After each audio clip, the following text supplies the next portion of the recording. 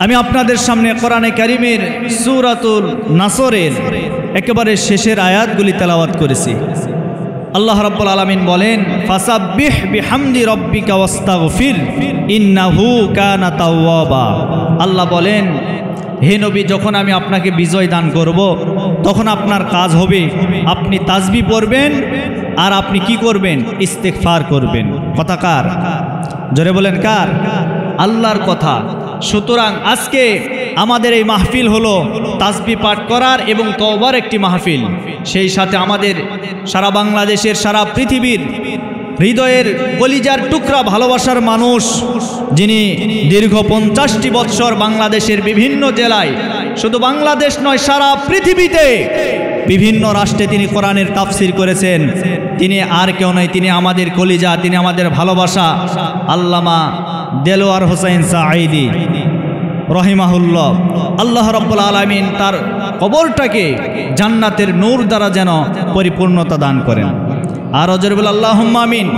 সেই সাথে এই গত 5 আগস্ট বাংলাদেশে যে দ্বিতীয় যুদ্ধ, যেই স্বাধীনতা অর্জন লাভ করেছে, এই স্বাধীনতায় যেই সমস্ত ছাত্ররা শহীদ বরণ করেছেন, আমরা তাদের জন্য দোয়া করি আল্লাহ পাক রব্বুল আলামিন তাদের কবরটাকেও যেন জান্নাতের বাগান বানায় দেন।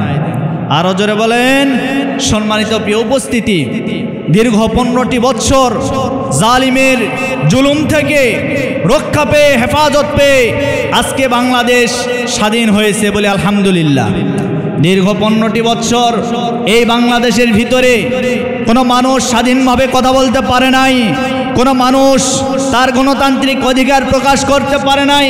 শুধু তাই নয়, এই জালেম স্বৈরা শাসক খুনি হাসিনা, তার দোসররা সহ বাংলাদেশে যারাই কথা বলতো তাদের গলায় একেবারে এমনভাবে চাপ দেওয়া হতো, তাদেরকে এমন এমন ব্যক্তি আছে তাদেরকে দুনিয়া থেকে বিদায় পর্যন্ত করে দেওয়া হয়েছে।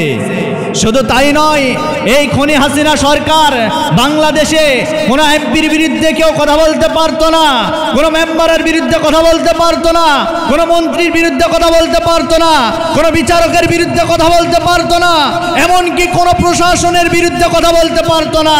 যারাই কথা বলতো, আয়না ঘর নামক কন্ডেম সেলের ভিতরে তাদেরকে দিনের পর দিন, বছরের পর বছর নির্যাতন করে রাখতো। কথা বলেন ঠিক কিনা? সেখান থেকে হেফাজত পেয়ে আজকে বাংলাদেশ স্বাধীনতা অর্জন করেছে। সুতরাং বলতে চাই, আগামীর বাংলাদেশে এমন একটা শাসক আমরা তৈরি করতে চাই, যেই শাসকরা আমাদেরকে শুধুমাত্র সেবক হিসেবে আমাদের মাঝে আসবেন, কিন্তু শোষণ করার সাহস পাবে না।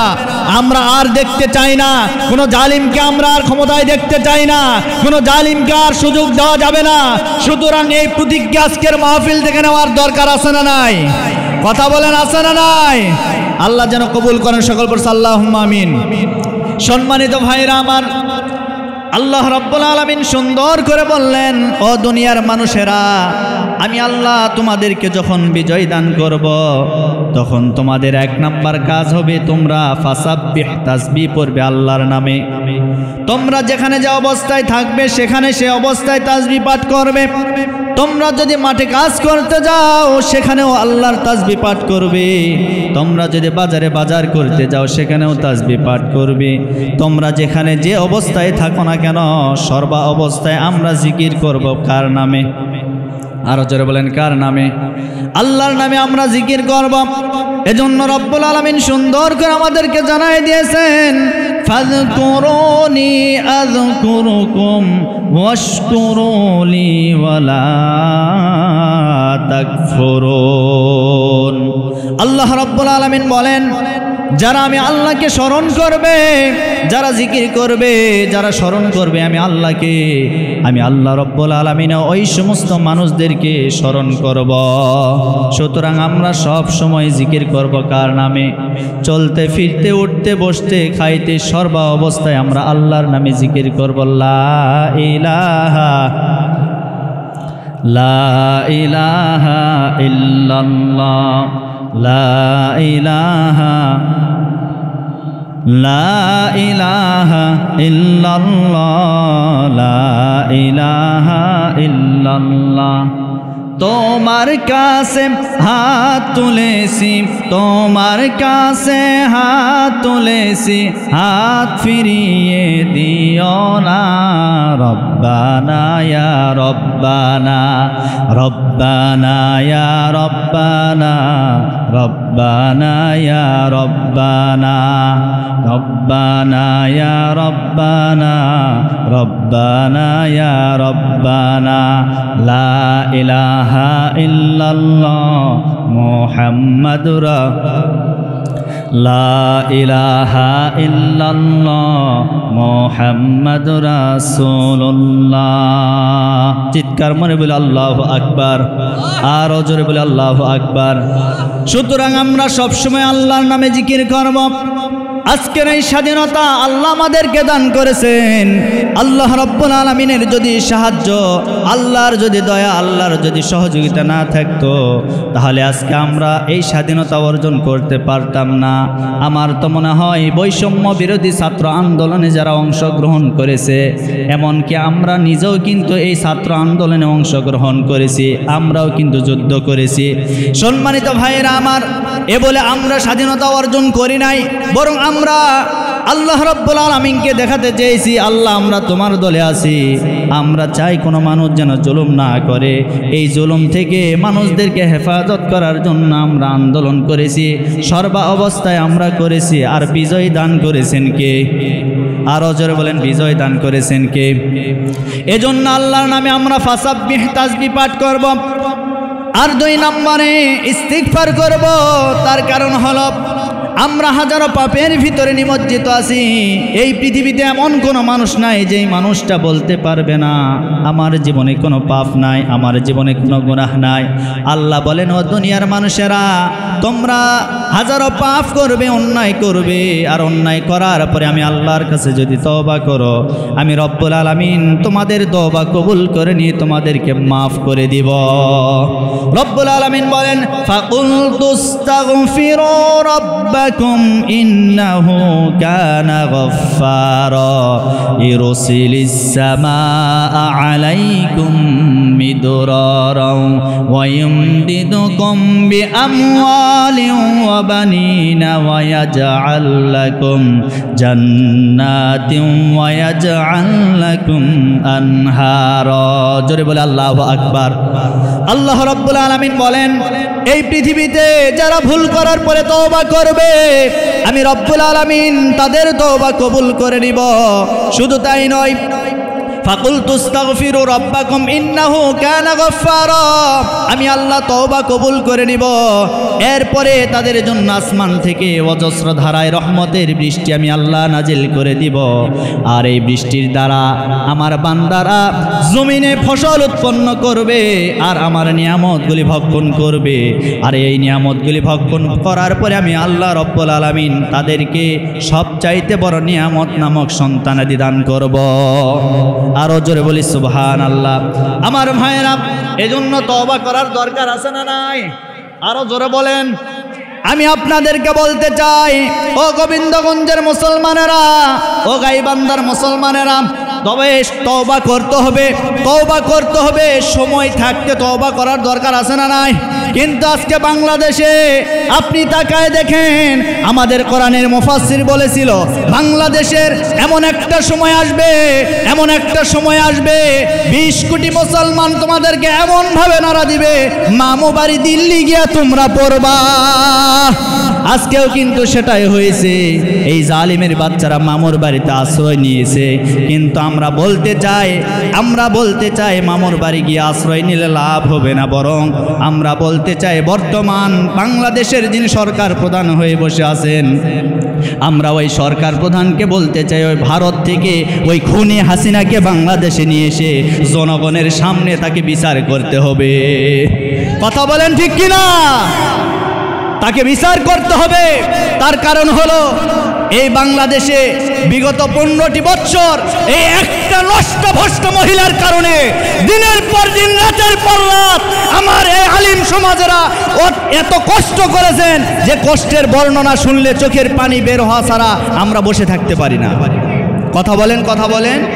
আজকে আয়না ঘর নামক যে জায়গাগুলি তৈরি করেছে, আজকে অধ্যাপক গোলাম আজম স্যারের ছেলে যিনি ব্রিগেডিয়ার জেনারেল এই আজমি ভাই, উনি বলেছে যে আমি এতদিন পর্যন্ত আয়না ঘরের ভিতরে যতদিন ছিলাম আমি কত যে কান্না করেছি, কান্নার পানি দিয়ে আমার গামছাগুলি ভিজে যেত।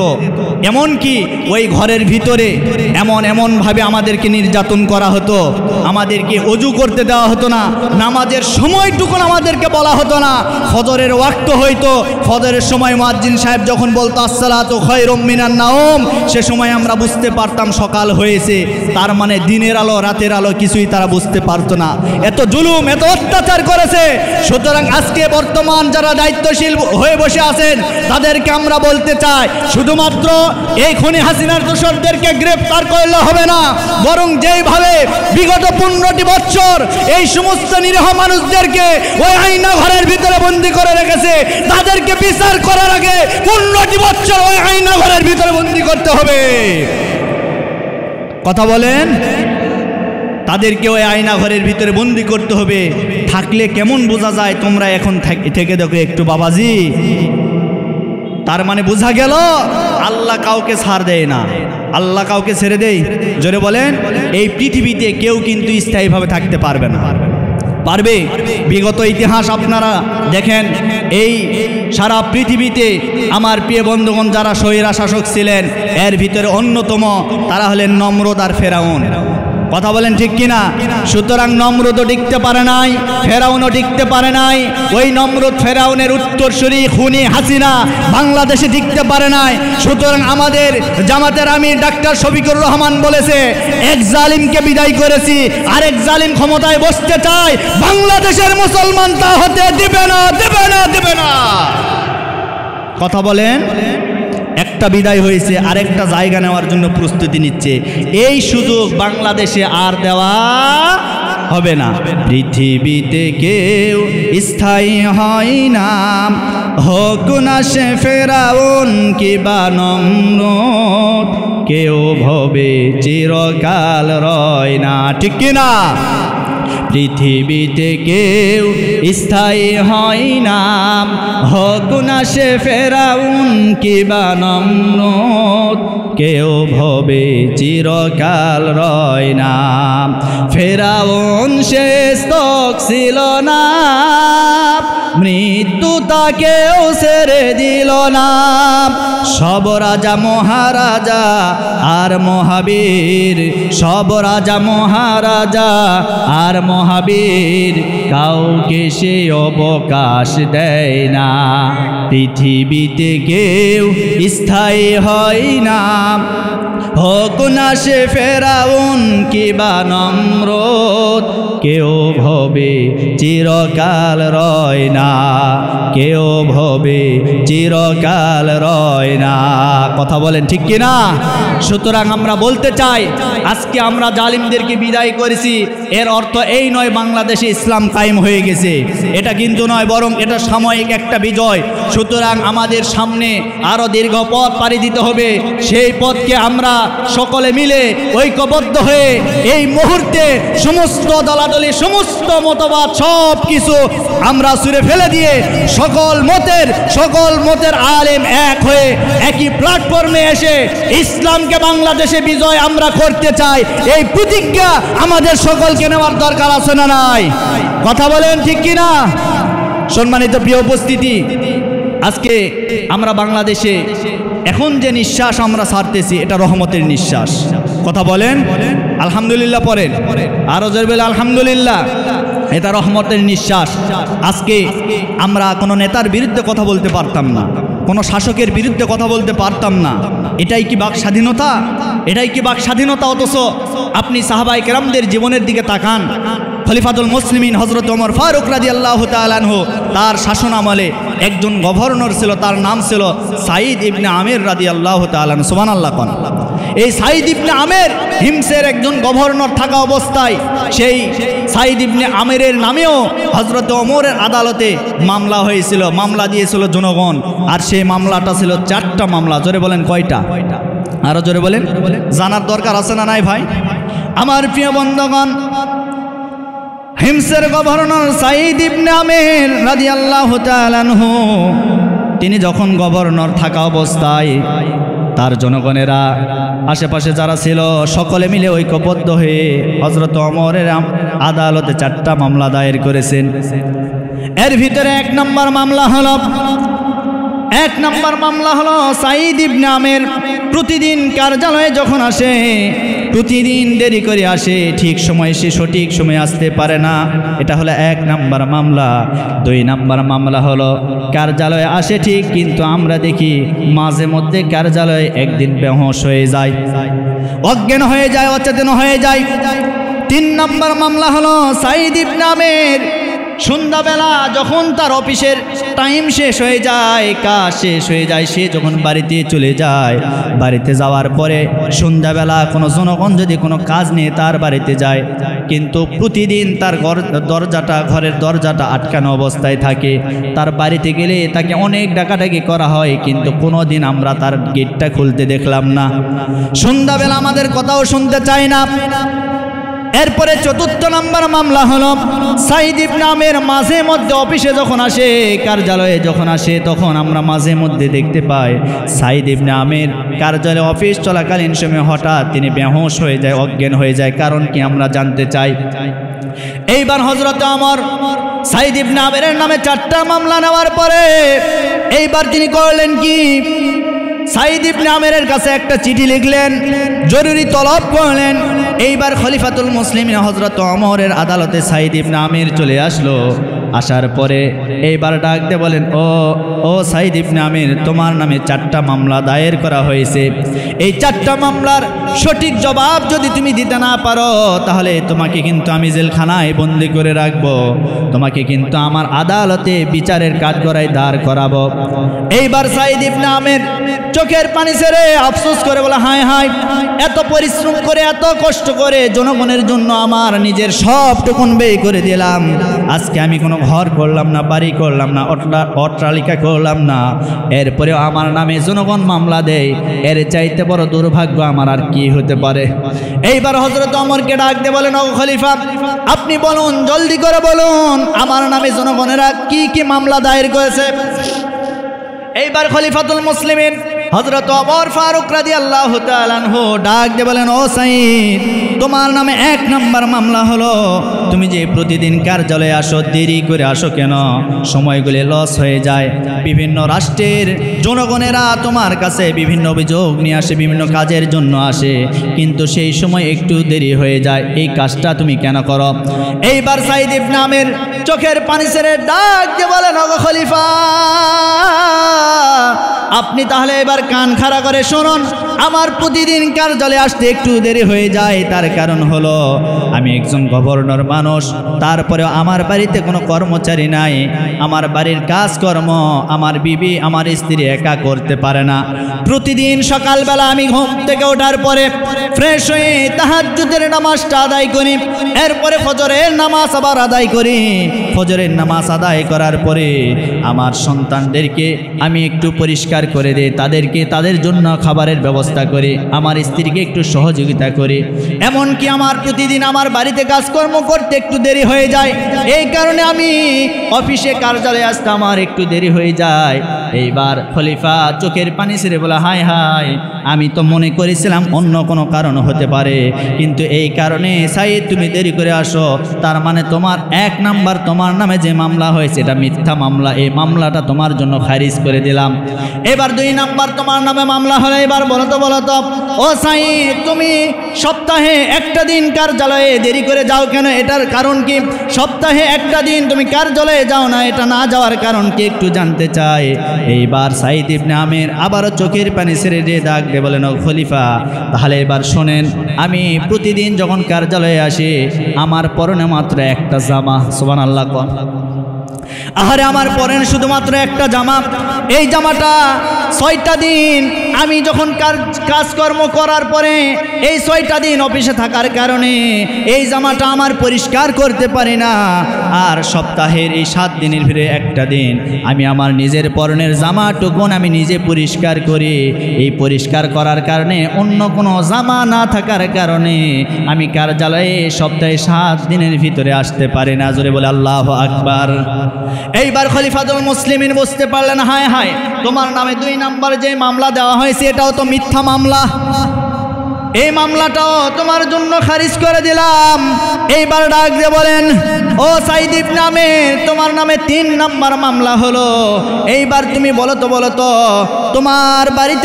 তোমার বাড়িতে যখন এই জনগণেরা, তোমার এলাকার অধিবাসীরা যখন কোনো সন্ধ্যাবেলা কোনো কাজ নিয়ে যায়, সেই মুহূর্তে তুমি দরজা বন্ধ করে থাকো কেন? দরজাটা খোলো না কেন? আমি একটু জানতে চাই। এবার ডাক দিয়ে বলেন, ও খলিফা, কি বলবো, দুঃখের কথা, সারাটা দিন জনগণের জন্য আমি কাজ করি কার্যালয়ে, সন্ধ্যাবেলা আমি বাড়িতে যখন চলে যাই, বাড়িতে যাওয়ার পরে আমার মনে হয়, আহারে, আমি তো জনগণের কাজ করলাম, আল্লাহর কোনো কাজ করতে পারলাম না। সুতরাং সব কাজ কর্ম সেরে আমি আমার স্ত্রী পরিবার সবাইকে নিয়ে আমি আল্লাহর ইবাদতের জন্য মশগুল হয়ে যাই। আরো জোরে বলে সুবহানাল্লাহ। আমার ভাইরা, এইবার 3 নাম্বার মামলাটাও খারিজ হয়ে গেল। 4র্থ নাম্বার মামলা হলো সাইদ ইবনে আমের। এইবার ডাক দিয়ে বলেন, খলিফা, 4র্থ নাম্বার মামলাটিকে এবার জলদি করে বলেন। খলিফা ডাক দিয়ে বলেন, ও সাইদ ইবনে আমের, তোমার নামে যে মামলা দেওয়া হয়েছে আমি বুঝতে পেরেছি এই মামলাগুলি সঠিক নয়, তারপরেও 4র্থ নাম্বার মামলা যেহেতু দেওয়া হয়েছে, এবার তুমি শোনো, কান খাড়া করে শোনো। জনগণ তোমার নামে মামলা দিয়েছে, তুমি অফিসে যাও, কার্যালয়ে যাও, কাজ করতে করতে হঠাৎ করে তুমি অজ্ঞান হয়ে যাও কেন? বেহুশ হয়ে যাও কেন? তোমার সেন্সলেস হয়ে যায় কেন? এর কারণটা কি আমি একটু জানতে চাই। এইবার সাইদ ইবনে আমের আরো বললেন, এটা তো আরো দুঃখের কথা। কি বলবো দুঃখের কথা? এবার শুনেন, কান খাড়া করে শুনে নেন। এইবার ডাক দিয়ে বলেন, ও খলিফা, আমার এই অচেতন হওয়ার কারণ হলো, আপনি হয়তো জানেন না, আমি ইসলাম ধর্ম গ্রহণ করার আগে আমার ভাই খুবাইব রাদিয়াল্লাহু তাআলা আনহু সে ইসলাম ধর্ম গ্রহণ করেছে, কালেমা গ্রহণ করেছিল। এই কালেমা গ্রহণ করার কারণে আমি তো সেই সময় এই কাফেরদের দলের ভিতরে ছিলাম। আমার ভাই কালেমা গ্রহণ করার কারণে ওই কাফেরের বাচ্চারা আমার ভাইকে জুলুম নির্যাতন করেছিল, আমার ভাইকে জুলুম নির্যাতন করেছিল। তার মানে বোঝা গেল, ইসলাম মানবে যারা, জুলুমের শিকার হবে তারা। কথা বলেন ঠিক কিনা? আজ বাংলাদেশে দেখবেন এই বিগত 15টি বছর অনেক আলিম আছে যারা মাথায় টুপি দিয়ে মুখে দাঁড়িয়ে রেখে জুব্বা পরিধান করে এই জালিমদের দোসর হয়ে কাজ করেছে। সময় পাল্টে গেছে, ওরাও বলছে আমরাও তোমাদের দলে আছি। তার মানে বোঝা গেল এরা মুমিন নয়, এরা মুনাফিক। কথা বলেন ঠিক কিনা? আজ বাংলাদেশে মুনাফিক আছে না নাই? এই মুনাফিকদের জন্য জাহান্নাম। শুধু জাহান্নাম নয়, আল্লাহ রাব্বুল আলামিন বলেন, কেউ যদি কাফের হয়ে মারা যায়, কেউ যদি ইহুদি খ্রিস্টান নাসারা হয়ে মারা যায়, তার একটা জাহান্নামে যাওয়ার স্তর আছে। আর কেউ যদি মুনাফিক হয়ে মারা যায়, তার কোনো স্তর নাই। রব্বুল আলামিন বলেন, ইন্নাল মুনাফিকিনা ফিদ দারকিল আসফালি মিনান নার। আল্লাহু আকবার। আল্লাহ রাব্বুল আলামিন বলেন, যারা মুনাফিক হয়ে মারা যাবে এরা জাহান্নামের উপরে থাকবে না, এরা জাহান্নামের মাঝখানে থাকবে না, এরা সরাসরি আল্লাহর জাহান্নামের অতল গহ্বরে চলে যাবে। আল্লাহু আকবার। আমার প্রিয় বন্ধুগণ, তাহলে মুনাফিক আজ বাংলাদেশে আছে না নাই? মুনাফিক চিনা কিন্তু যায় না ভাই। আপনারা দেখবেন এই সময় আপনারা জমিতে ধান লাগিয়েছেন, এই ধানের সাথে আরেকটা সারা ধানের সঙ্গে বড় হয় কি হয় না? দেখতে কিন্তু একই কায়দায় ধানের মতো, বোঝা যায় না ধান না এটা অন্য কিছু। তার মানে ওটা অন্য কিছু। আপনাদের এলাকায় নামটা কি? জোয়ান কানা না? তাহলে ঠিকই আছে, আমাদের এলাকায়ও বলে জোয়ান কানা। এই যে ধান না জোয়ান কানা বোঝা যায় না, তার মানে বোঝা গেল ধানের মতো দেখলেই ধান হওয়া যায় না। দাড়ি টুপি দেখলেই বুঝবেন ওটা মুমিন নয়, বরং এমন দাড়ি টুপিওয়ালারা 15টি বছর ইসলামের বিরোধিতা করেছে, যার কারণে আজকে বাইতুল মুকাররমের খতিবকে আর খুঁজে পাওয়া যাচ্ছে না। কই গেল? যেখানেই যাক, যে অবস্থায় থাক না কেন, বাংলার মুসলমান প্রকাশ্যে এই সমস্ত মুনাফিকদের বিচার করবে। শুধু সময়ের ব্যবধান, সামনে আসছে আমাদের শুভ দিন, চিন্তা ভাবনা করে নিন, এখনো সময় আছে, তওবা করেন, নইলে এমন সাইজ হবেন বাপের নাম পর্যন্ত ভুলে যাবেন। কথা বলেন ঠিক কিনা? আর সারা বাংলাদেশে বিগত 15টি বছর এই তাফসিরুল কোরআন মাহফিল করতে গিয়ে অনুমতির প্রয়োজন হয়েছে। পুলিশ প্রশাসন থেকে এমপি মন্ত্রী নেতারা পর্যন্ত এই অনুমতি দিত না। আজকে তোমরা গেলে কোথায়? আসো আজকে গোবিন্দের জমিনে, গোবিন্দগঞ্জের জমিনে এই তাফসির মাহফিলে বাধা দিতে এসো, ন্যাংটা হয়ে বাড়িতে যেতে পারবা না। আমার প্রিয় বন্ধুগণ, এবার সাইদ ইবনে আমেরের বিরুদ্ধে 4 নাম্বার অভিযোগ যেটা আছে, এটা মনে আছে না নাই? কথা বলেন, আছে না নাই? এইবার সাইদ ইবনে আমেরকে বলা হয়েছিল, ও সাইদ ইবনে আমের, 4র্থ নম্বর অভিযোগ হলো তোমার কার্যালয়ের ভিতরে তুমি মাঝে মধ্যে অচেতন হয়ে যাও কেন, আমি একটু জানতে চাই। এ কথা বলার পরে সাইদ ইবনে আমের আরো কান্না শুরু করে দিল। দেওয়ার পরে সাইদ ইবনে আমের ডাক দিয়ে বলেন, ও খলিফা, কি বলবো দুঃখের কথা, আমি যখন ইসলাম ধর্ম গ্রহণ করি নাই, আমার ভাই খুবাইব রাদিয়াল্লাহু তাআলা আনহু কালেমা পড়ে মুসলমান হয়ে গিয়েছিল। আর এই মুসলমান হওয়ার কারণে আমার প্রিয় বন্ধুগণ, ওই কাফের বেঈমানেরা খুবাইবকে অনেক জুলুম এবং নির্যাতন করত। এমনকি খুবাইবকে একদিন বলা হলো, খুবাইব তুমি কালেমা ছেড়ে দাও, তুমি ইসলাম ধর্ম ছেড়ে দাও, এই কালেমা যদি ছাড়তে পারো তাহলে তুমি যা চাইবা আমরা সেটাই দিব, আর কালেমা যদি না ছাড়তে পারো তাহলে কিন্তু তোমাকে আমরা ফাঁসির কাস্টে ঝুলিয়ে বিদায় করে দিব। আমার প্রিয় বন্ধুগণ, আজকে আমার বাংলাদেশের দিকে আপনি তাকায় দেখেন, ইসলামী আন্দোলনের নেতা কর্মীদেরকেও এইরকম অফার দেওয়া হয়েছিল, আমরা আপনাদেরকে বাংলাদেশের মন্ত্রী বানাবো, আপনারা কি চান সব দিয়ে দিব, কিন্তু আমাদের দলে আসতে হবে। ইসলামী আন্দোলনের নেতারা তারা বলেছিল, আমরা আল্লাহর কাছে মাথা নত করেছি, কোনো বাতিল শক্তি, কোনো জালিমের কাছে, কোনো খুনি হাসিনার কাছে আমরা মাথা নত করতে চাই না। আল্লাহু আকবার। আমার ভাইরা তারাও মাথা নত করে নাই। আমার প্রিয় বন্ধুগণ, আমি আপনাদেরকে বলতে চাই, এবার খুব খেয়াল করে শুনবেন। খুবাইব রাদিয়াল্লাহু তাআলা আনহুকে বলা হয়েছিল, ও খুবাইব তুমি কালেমা ছেড়ে দাও, কালেমা ছেড়ে দাও, যদি কালেমা ছেড়ে দিতে পারো তাহলে এই মুহূর্তে তোমাকে আমরা একেবারে এই ফাঁসির কাষ্ট থেকে ছেড়ে দিব, তোমাকে আমরা আমাদের পদে পদোন্নতি করব, যা চাও সেটাই দিয়ে দিব। এই কথা বলার পরে খুবাইব রাদিয়াল্লাহু তাআলা আনহু বলে দিয়েছিল, ও কাফেরের বাচ্চারা তোমরা শুনে নাও, শুনে নাও, আমার জীবন চলে যাবে, এরপরেও আমি কালেমা ছাড়তে পারবো না। আল্লাহু আকবার বলবেন না? আমার জীবন চলে যাবে, আমি কালেমা ছাড়তে পারবো না। তার মানে আমরাও বলতে চাই, আমরা আমাদের জীবন দিতে চাই, আমাদের জীবন চলে যাবে, কিন্তু বেঈমানদের কাছে আমরা কোনোদিন মাথা নত করি নাই, মৃত্যু পর্যন্ত কোনোদিন মাথা নত করব না। যাসে মর সব নিয়ে যাও, ঈমান আমার নিও না। আল্লাহু আকবার কোন? যাসে মর সব নিয়ে যাও, ঈমান আমার নিও না। ঈমান সারা ও গো প্রভু মরণ আমায় দিও না, যাসে মর সব নিয়ে যাও, ঈমান আমার নিও না। খাব্বাবেরি খাটি ঈমান পুড়ে গেল দেহটা, সেই ঈমানটা রক্ষা করতে নিঃস্ব হলো জীবনটা। সেই ঈমান এত দামি জাহেলরা বোঝে না,